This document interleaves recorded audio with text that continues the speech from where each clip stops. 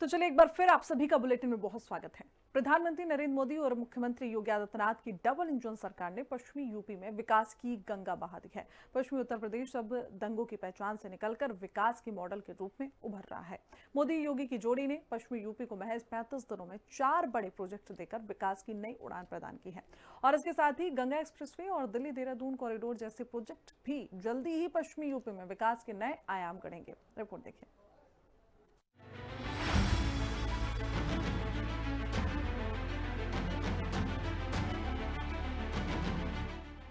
मोदी योगी ने दी पश्चिमी यूपी में विकास को नई उड़ान। दंगों से नहीं, अब विकास से है पश्चिमी यूपी की पहचान। सिर्फ 35 दिनों में 4 मेगा प्रोजेक्ट से विकास को रफ्तार। रैपिड ट्रेन, मेट्रो, सेमीकंडक्टर और जेवर एयरपोर्ट का उपहार। गंगा एक्सप्रेसवे समेत तक कई बड़े प्रोजेक्ट की लगी कतार। कभी दंगों के लिए सुर्खियों में रहने वाला पश्चिमी उत्तर प्रदेश अब तेजी से विकास के नए केंद्र के रूप में उभर रहा है। प्रधानमंत्री नरेंद्र मोदी और मुख्यमंत्री योगी आदित्यनाथ की जोड़ी ने पश्चिमी यूपी को इंफ्रास्ट्रक्चर और निवेश के लिहाज से नई पहचान दिलाने का काम किया है। बीते 35 दिनों में लगातार 4 बड़े प्रोजेक्ट्स की सौगात देकर डबल इंजन सरकार ने साफ संकेत दिया है कि वेस्ट यूपी अब देश के विकास का इंजन बनने की दिशा में बढ़ रहा है। मोदी योगी की जोड़ी rapid train, metro rail, semiconductor unit की सौगात सिर्फ 35 दिनों में वेस्ट यूपी को दे चुकी है। शनिवार को जेवर में नोएडा इंटरनेशनल एयरपोर्ट का शुभारंभ करना भी इसी सौगात में शामिल है। इसके अलावा कई बड़ी परियोजनाएं पश्चिमी यूपी के लिए कतार में लगी हुई हैं। पश्चिमी यूपी को महज 35 दिनों में मिले 4 बड़े प्रोजेक्ट। 21 फरवरी से 28 मार्च के बीच मिली 4 बड़ी परियोजनाएं। ग्रेटर नोएडा में उत्तर भारत की पहली सेमीकंडक्टर यूनिट। दिल्ली से मेरठ तक नमो भारत रैपिड रेल की हुई शुरुआत। पीएम मोदी और सीएम योगी कर चुके हैं मेरठ मेट्रो का शुभारंभ। 28 मार्च को नोएडा इंटरनेशनल एयरपोर्ट का हुआ उद्घाटन।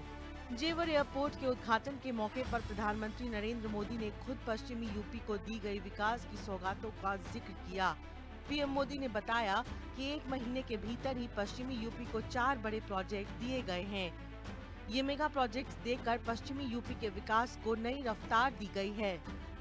इन कुछ ही सप्ताह में इस दौरान नोएडा में बहुत बड़ी सेमी कंडक्टर फैक्ट्री का शिलान्यास हुआ। इसी कालखंड में देश की पहली दिल्ली मेरठ नमो भारत ट्रेन ने गति पकड़ी। इसी कालखंड में मेरठ मेट्रो का विस्तार किया गया और इतने कम समय में आज नोएडा इंटरनेशनल एयरपोर्ट का आप सबके हाथों से उद्घाटन भी हो गया। साथियों, ये सारे प्रोजेक्ट्स यूपी के विकास के लिए। नोएडा इंटरनेशनल एयरपोर्ट का शुभारंभ पश्चिमी यूपी के लिए गेम चेंजर साबित होने वाला है। दूसरे चरण में जून 2026 से यहां घरेलू और कार्गो उड़ानों का संचालन शुरू होने की योजना है। इसके शुरू होने से आसपास के कई जिलों को सीधा फायदा मिलेगा और निवेश के नए अवसर पैदा होंगे। मुख्यमंत्री योगी आदित्यनाथ के मुताबिक पश्चिमी यूपी को मिली ये सौगातें विकास की एक नई इबारत लिख रही हैं, उत्तर प्रदेश की छवि को बदल रही हैं। आदरणीय प्रधानमंत्री जी का विजन है। कांग्रेस और समाजवादी पार्टी जैसे दलों ने जिस देश को और जिस प्रदेश को देश के अंदर अपने नकारेपन के कारण डेवलपमेंट के एक बॉटल नेक के रूप में छोड़ दिया था, पिछले 2002 से लेकर के 2017 तक लगातार उत्तर प्रदेश ने उस जलालत झेली है, उस प्रकार की अराजकता का शिकार रहा है, उस प्रकार की व्यवस्था का शिकार बना है। लेकिन आदरणीय प्रधानमंत्री जी के मार्गदर्शन में पिछले 12 वर्षों के अंदर देश ने और पिछले 9 वर्ष के अंदर उत्तर प्रदेश ने ये डबल इंजन की सरकार आने के उपरांत जो स्पीड पकड़ी है, आज वह बॉटल नेक से ब्रेक थ्रू के रूप में अपनी एक नई पहचान को सबके सामने प्रस्तुत कर रहा है।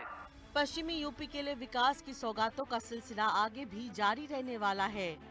मोदी योगी वेस्ट यूपी को देंगे गंगा एक्सप्रेसवे का उपहार। गंगा एक्सप्रेसवे से कनेक्टिविटी को मिलेगी नई रफ्तार। मेरठ से प्रयागराज तक गंगा एक्सप्रेसवे लगभग तैयार है। अप्रैल 2026 से गंगा एक्सप्रेसवे चालू होने की उम्मीद है। दिल्ली देहरादून इकोनॉमिक कॉरिडोर का होगा उद्घाटन। मेरठ को जल्द मिलेगी यूपी की पहली खेल यूनिवर्सिटी। मेरठ में प्रदेश की पहली स्पोर्ट्स यूनिवर्सिटी का काम तेजी से चल रहा है। इसके अलावा कई दूसरे इंफ्रास्ट्रक्चर और औद्योगिक प्रोजेक्ट्स भी कतार में लगे हुए हैं। कुल मिलाकर मोदी योगी की डबल इंजन सरकार का फोकस साफ है कि पश्चिमी यूपी को निवेश, उद्योग, कनेक्टिविटी और रोजगार के लिहाज से देश के अग्रणी क्षेत्रों में शामिल किया जाए। ब्यूरो रिपोर्ट, हिंदी खबर।